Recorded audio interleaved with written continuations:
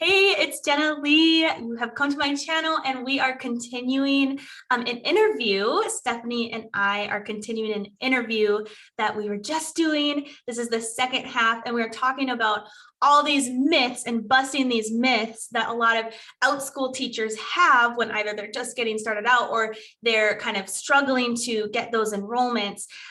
So we're busting some myths. We're the myth busters, not the ghostbusters, right? We're the myth busters. So if you have any myths, you can also let us know below. But in my channel, I help teachers build businesses and brands online. And Stephanie is going to do a short introduction of herself and her experience with online teaching.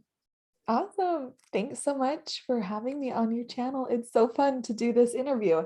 I love talking with other online teachers just because we all have different backgrounds and experiences, but mine is a lot similar.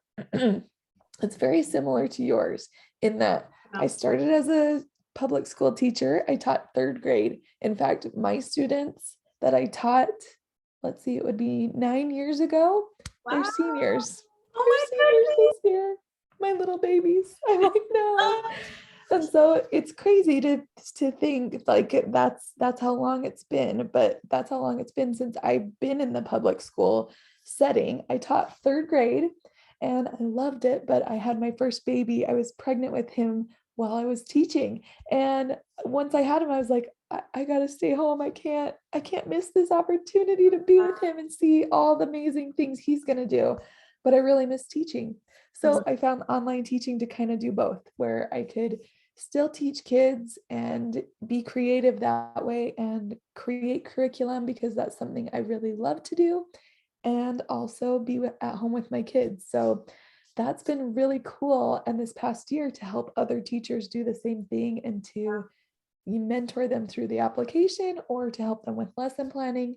It's been really awesome. Yeah, so that's, if you've never seen Teaching Stephanie's YouTube channel, that's your YouTube channel, right? Teaching Stephanie. Yeah. She is all about lesson planning, creating engaging lessons, because that, especially for, if you were an ESL teacher, like for VIP Kid, GoGo Kid, or are a classroom teacher who's wanting to work online, it's so important to know how to create, those engaging online lessons. And not only that, but to be able to build those connections online. And that's what Stephanie does. That's like her thing, right? So head over to her channel as well. And she has so many helpful videos about that.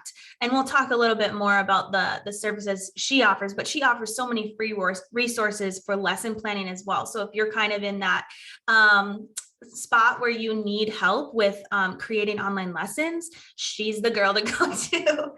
Yes, that's amazing though. But you worked at ESL companies as well, right? Yes. So I worked for VIP Kid. I'm trying to think of how many contracts. I got my hoodie in 2021. So Yes. I've been 5 years. So I think I got my hoodie in 2020. So it's been 6 years. Oh, you got your hoodie. That's awesome. Yes. So it's been a long time. And don't get me wrong, I loved that I didn't have to create anything. I could show up and teach, but I am a geek and I really like lesson planning. Yeah. After I had my first son, we were doing Joy School. We were having like little kind of preschool, but moms were teaching it. I was like, would anybody mind if I just created like a whole year's worth of lesson plans and you could just teach those? And they were like, that's really weird, but no, you go right ahead. And they were like, this is so nice. I can just like teach this page and it's all set out what I need to do. And I was like, and I did it again with my other son. I was like, okay, if we all just put in $50 for the year, I'll get all the supplies and here's everything we need. And they were like, my goodness, you just did all this for fun? I just had an idea that I like it. I won't go on this too much, but I had an idea. I was like, and this is, you probably have helped this, but like homeschooling families who need lessons, oh my goodness, that'd be awesome. But you're actually, creating something for teachers. We'll talk about that in a little bit. So stay to the end. Yes, no, now I need to get in the homeschool game. No. Yeah, no, I was like, okay, we'll talk about that later. We'll talk Yes. about that later, but that's an idea. Okay, Yes. so the first myth that we are going to bust today, and again, check out the first part of the interview, which I'll put in the comments and in the description. The first myth that we're going to bust right here is, don't only teachers that teach popular classes on Outschool get bookings, right? And do I have to teach a popular subject or a popular, class on Outschool? Okay, so we're trying to bust this myth, right? So Stephanie, what are your thoughts about that? So no, in short, no. You don't, you can have a super niche down topic and still be successful. The problem is that people aren't looking at, we talked about this over on my channel, you're not looking at the right times, you might have the wrong price, you might even have like the wrong age group that you're gearing it towards. So there's a lot of experimenting and adjusting and figuring out, okay, what am I doing here? Yeah, And it doesn't have to be like Elsa and Anna story time. Like you don't have to right. make it popular, but you do need to make sure, okay, if I'm teaching something super niche down, what can I do to get those students in? And so you can do that by offering a variety of classes and then funneling them towards that, class that you want them to go in. So true. I started out, I teach right now multiplication, but my first class on Outschool was mythological creatures. It was so, Oh yeah. like, they don't even fit each other, but a lot of parents would sign up and they'd be like, they have to take your multiplication course to do the fun class. And so I tell people, maybe that's something you can do, Yeah. is you can have the fun class, but you can do like an academic thing. Yeah. You could have them combine the two where it's like multiplication with mythological creatures. There's a lot you can do to get students to the class that you want, So but you do true. have I to like that. find the students, whether it's changing time, changing price, or even creating those different variety of classes. Oh, I really like that you said that. That's such good insight. Because like a lot of the students that are in my classes, like I have kind of these, they're all music related, but I have kind of funner one. I mean, like more fun, whatever. I have more fun ones, and then I have ones that are a little bit more like deep diving in and kind of a lot of technique work and things like that. And I get students that take, more than one class of mine. And so I think that's part of it too, is that like they take the fun class and then they take the one that's more technique driven. So that's such a good insight. Like I haven't really like wrapped my brain around that one as much as you just explained right there. So that was awesome. So yeah, because I think my biggest thing with that is I always explain it like, you're not trying to find a popular class to teach. Even though I do have a YouTube video about popular classes, but really what I mean with that is you're trying to find an in-demand class. And when we talk about finding an in-demand class, it just means that you are trying to figure out what families actually need or want as a class on that specific platform. So we're talking about Outschool, right? So you're doing what we call like market research, or trying to figure out what your students really, really need or want. And that's going to be popular. That's going to be popular, but it's not like Stephanie said, like necessarily Elsa or Frozen or Encanto now, Yeah. even though I love those. Unless you're passionate about that, But the biggest thing is to be passionate about it and to figure out what the students and parents really need and want on the platform. Yes. Yeah. And if I could give a quick example, I started out with the mythological creatures because that was on the parent request list. I went through it and there was like Harry Potter and Greek mythology, and there were all these things. And I was like, there's kind of a pattern here and I would like to teach that. So true. that's what I picked. But Yeah. I started in the summertime. And then as we went into the fall and schools were still not opening up, I wasn't getting as high of bookings for those fun classes. And I was Right. like, I need to go more academic here. I need to do something. So So what's true. something I like to teach? Yeah. And I went with multiplication because, again, that was something that was in high demand and not a lot of people were teaching it at the time. So I went with that. And I still kept the other one going. And like I said, other students would come in and do both, but that kind of helped me. And now that I have students, I don't have to as much go to like the parent request list or, Yeah. do as much outside research because they're giving me the market research. They're saying, can you That's do a so, class on fractions? so Can true. you do one on division? Or, Mhm. like, can we do a class on Bigfoot or, whatever it is? So they're giving me what's in demand and even the times, like they're giving it to me more than I'm doing the research. So once you get up and going, they'll start telling you like, hey, I need help with this. Yeah. This Yeah. is what I need now. And when, you can start taking note of that and going, okay, now I can do a division class or I can do fractions. And it's going to Yeah. really help scale your business as That's, far as, yeah, that's so yeah. nice. So if you're kind of just starting out, um, obviously you're going to need to do that market research, but like Stephanie said, it gets really clear down the line, figuring out what like families need. It might be a little blurry at first, but it gets clearer and clearer the more that you work with Outschool and build that student base. Like she said, I don't even like, I go based off of the families now as far as creating a new class, like 100% based off of them. Yes. So like the classes that I'm going to create a couple new classes here, but they're based off of the fact that I know that parents have been requesting that, or I've been talking to the student and that's something they need. So it gets really, really clear down the line. So you don't always have to be, researching that so much. So it gets a lot easier. Yes. Yes. Yes. Okay. We Busted. busted that myth.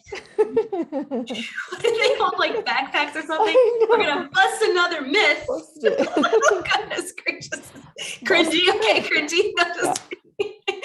Okay. Okay, this is a good one. This is like mashpeel. So mashpeel. This myth about, can you really even still earn a full-time income on Outschool? Right. So we're gonna bust this myth. And I'm gonna start by saying like people like there's so many teachers, even Stephanie and I know, that earn way, way, way more than a full-time income, right? I mean, well, defining full-time income, but they earn, six figures as well. So what do you Yes. think about this one, Stephanie? So I am a very part-time Mhm. teacher because my full-time job is mom. Right. So this is a side hustle and I am hustling. Like I am working hard to like I want to get the most bang for the hours I Yeah. can work. And I do well with that. I'm really happy with for the hours I work, Right. making a good amount of money. I looked at my range last year and it was between $50 and $100 per hour. So it's great for 2 hours in the morning. Yeah, So I'll take true. that. That's awesome. Yeah. But I didn't have any experience with, I don't know, can you make a full-time income with this? So I did an interview, I think it Yeah. was in the Let's link summertime that one. sometime, with teachers that do this full time and what it's like for them. Because I was like, this is not me. So you can check it out on my Yeah. channel if I'll you link want that one to. above, actually. I'll just link it when I upload this. So Perfect. yeah. Mhm. Perfect. Because it is so it's interesting to hear what they're doing full time, how they're making it work, but they are earning a full-time income Yeah. teaching online. They're not necessarily teaching a full-time hours, but they're making the income. And that's the Yeah. myth right there, is that you don't have to do these hours anymore. You are making the income and Yeah. saving yourself the time. And what I So loved about that interview, because I watched that interview, is every one of them had like different stories and different schedules, but they were all making a full-time income. I mean, there was one lady on that interview that I was like, oh, that's a really neat schedule, because she worked from like like regular school hours, sort of like 8 to 3 or something, like 8 to 4 or something like that. And then she actually like every quarter, like took like a whole month long break or Yes. something. Do you remember that Yes. one? So Yes, that's I was like, healthy. oh, that's so interesting. Like that'd be really cool. But that's the beauty of Outschool is like you can create your own schedule. And the other thing is like Stephanie, that's her hourly rate, right? That was her hourly rate, 50 to 100 was your hourly rate. And the thing is she can offer more sections if she had the time. That's just the thing. And yes, they would get booked. There are students that would enroll in those sections. So for me, I'm kind of living it out right now because I don't have any kids. I'm kind of in an apartment, but with just my husband and I mean, he's not very needy. So, but basically, so I'm like, I'm gonna work. I'm gonna, do this stuff. And I work about 20 hours per week. I'll also link a video above of my pay, but I work about 20 hours per week and I make more than I did in the classroom. I make, oh goodness gracious. My sister was calling. Okay.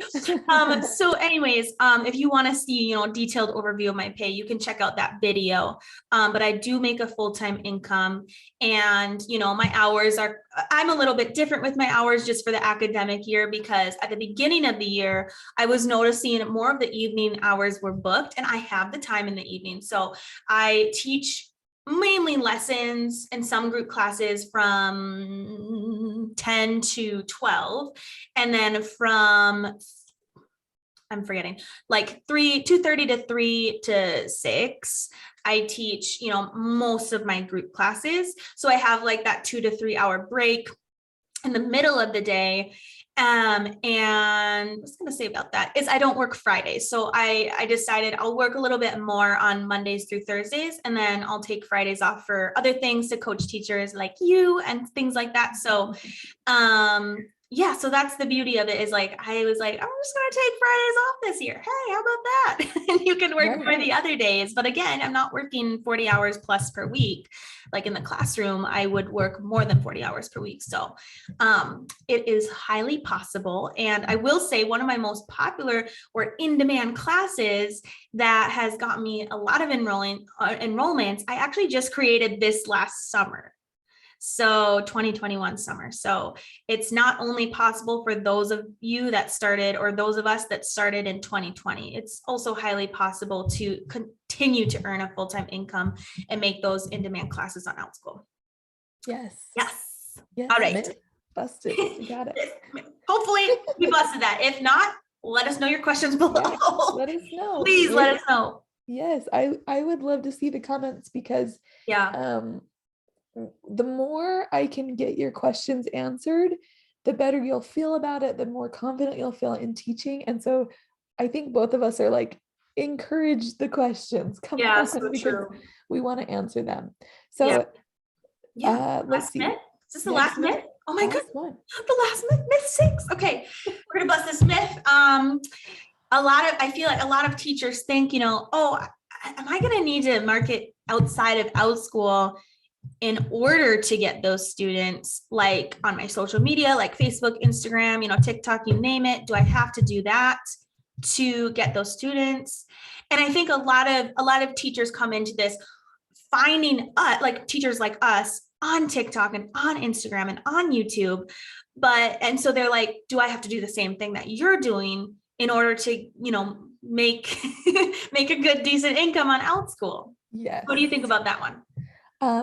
I think a lot of teachers are feeling, they're like, so Outschool takes 30% of what I'm charging to market and to, use their platform.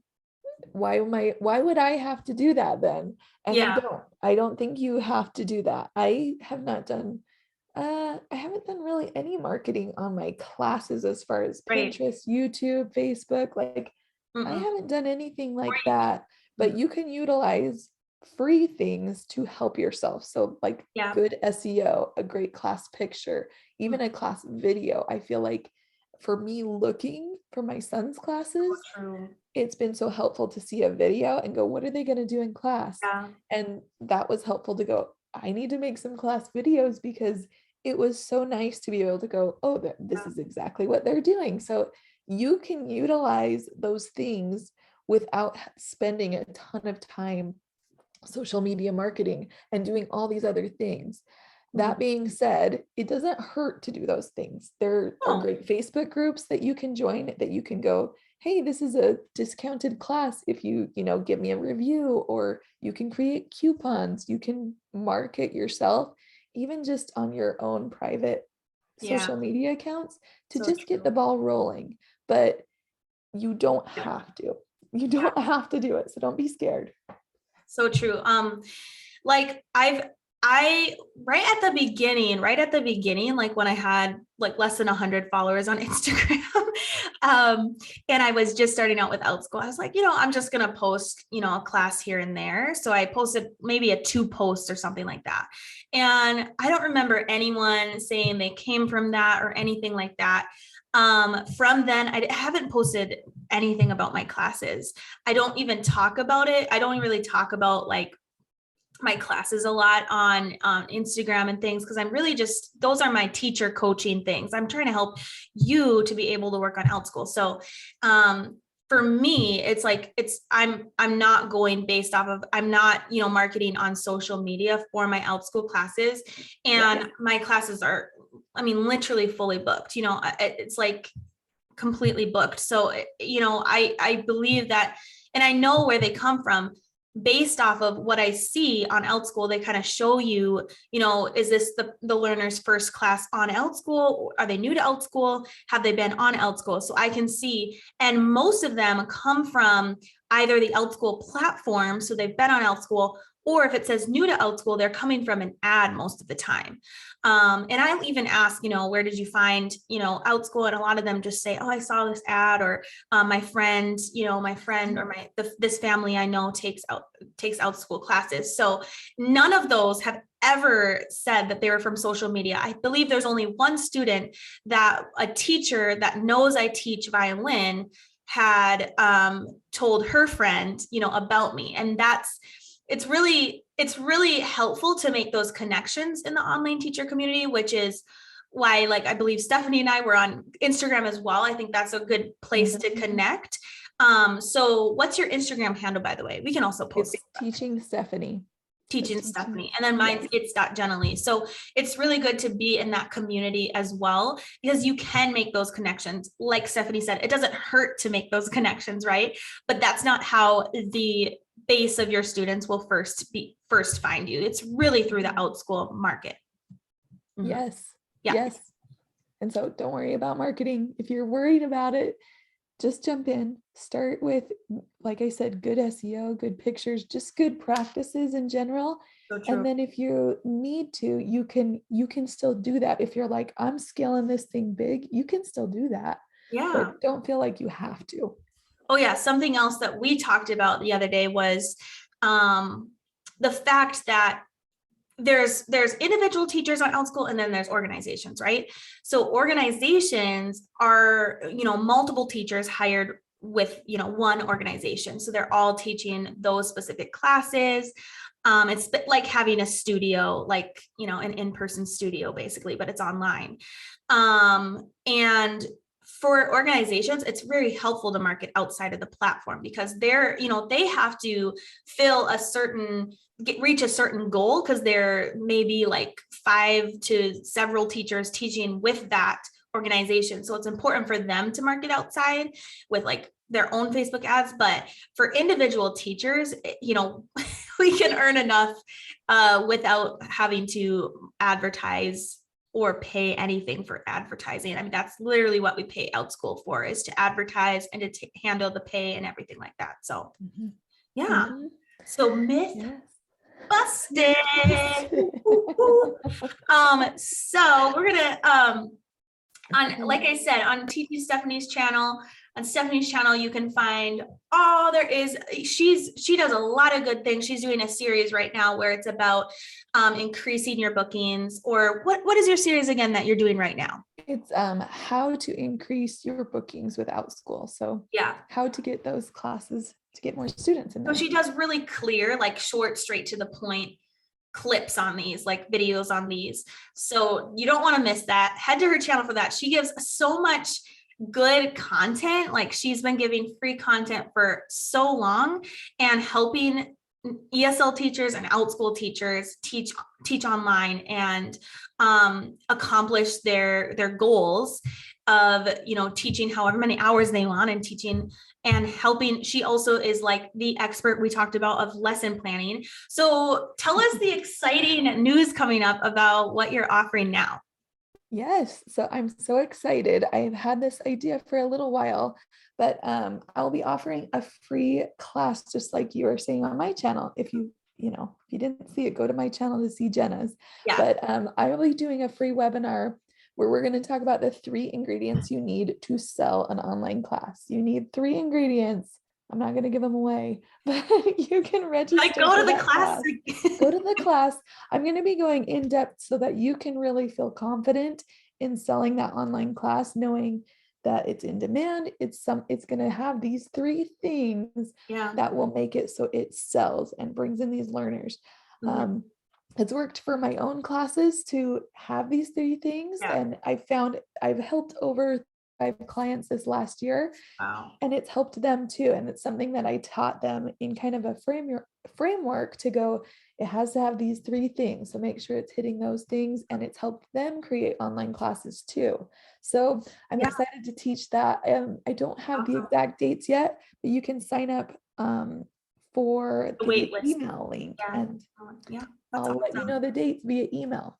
That sounds super helpful. And in fact, one of my students or teacher students from my course, the Teacher to Boss Society, that if you're from this channel, you probably know about, but I'll just go briefly about that in a little bit. One of my members from that actually got coaching services from Stephanie because she really wanted to make this happen, and she wants that full-time income. She's about to make $1,000 this month, and it's like she's been working so hard, but you know, with so much help from Stephanie in creating these lessons that are really engaging, that the students love. She's gotten lots of good feedback from parents as well. And, you know, she's gotten a lot of eyes on her classes. So that, you know, that is a lot of that goes to Stephanie for helping her to be able to build up those classes really, really quickly. So yes, I think it's going to be super helpful for you. So don't miss Stephanie's masterclass or webinar there. And then I also have a webinar. So you get all the free stuff right now. In the next couple of weeks, we're both going to host our classes. So come to the free stuff and get as much as you can out of it, right? So my webinar is going to be the 4-step roadmap to building a profitable online teaching business. So it's certainly taps onto, you know, how to make those classes successful, but it's also about the steps that it takes, you know, of getting to that full-time, specifically income on Outschool. So you can go to her class to figure out get a successful lesson going, get a successful class and the secrets to that. And then go to my class to really market your classes and to reach that full-time and see the pathway to a full-time income on Outschool. So go to both. I'll link both of those below, and Stephanie's channel as well, so you can get that first part of the interview. And did you have anything else, Stephanie, that was on your mind? No, I just love it if you followed both of us. My thing is about finding the fun with online teaching. So love it. I hope to help you with that. And I know Jenna does such a good job with that. So I'm so glad I was able to do this interview. Yes, thank you so much for coming on. This is going to be super helpful for everyone watching. And so we're going to bust some more myths. If you ever comment below and let us know, we're going to bust those myths. We'll comment back. Anything you're struggling with or any comment that you have, we'll get back to you. If you have any referrals that are saying, what about this? And you don't know how to answer that question, put it in the comments. We'll do it. And then you can link the video and go, check this out. They answered it. Yes, for sure. All right. But thank you so much for watching. Thank you, Stephanie, for coming onto my channel. We'll have to do this again, and we'll talk to you soon. Bye, everyone.